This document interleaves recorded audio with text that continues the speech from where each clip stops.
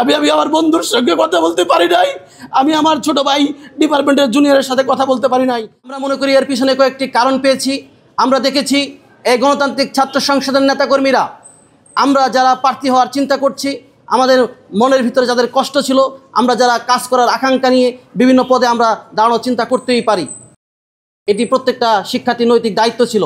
কিন্তু আমরা যারা 2 থেকে 3 জন চাচ্ছিলাম একটি পদের জন্য যে আমরা এই পদে নির্বাচন করি, তাদের সাথে একসাথে তারা কোনোদিন এক টেবিলে বসতে পারেননি।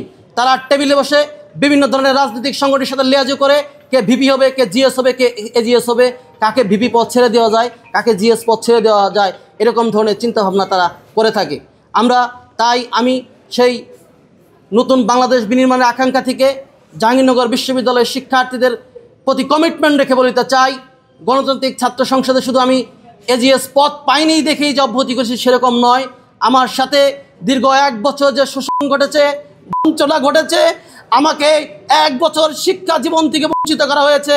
26-এ আমি আমার শেষ ক্লাসে গিয়েছিলাম, 31শে জুন আবার আমি ক্লাস শুরু করেছি 28শে জুন।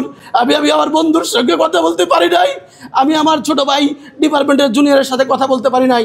আমার পারিবারিক সামাজিক শিক্ষা জীবনকে তারা ব্যাঘাত ঘটিয়ে দিয়েছে।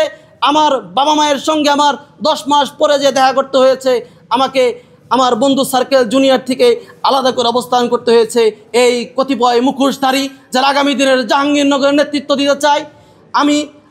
কারণ বারবার এই মানুষগুলোই কিন্তু কুরামবাজি করে, ভাই বাজারে কুরাম করে বাজারে রাজনীতি করেছে।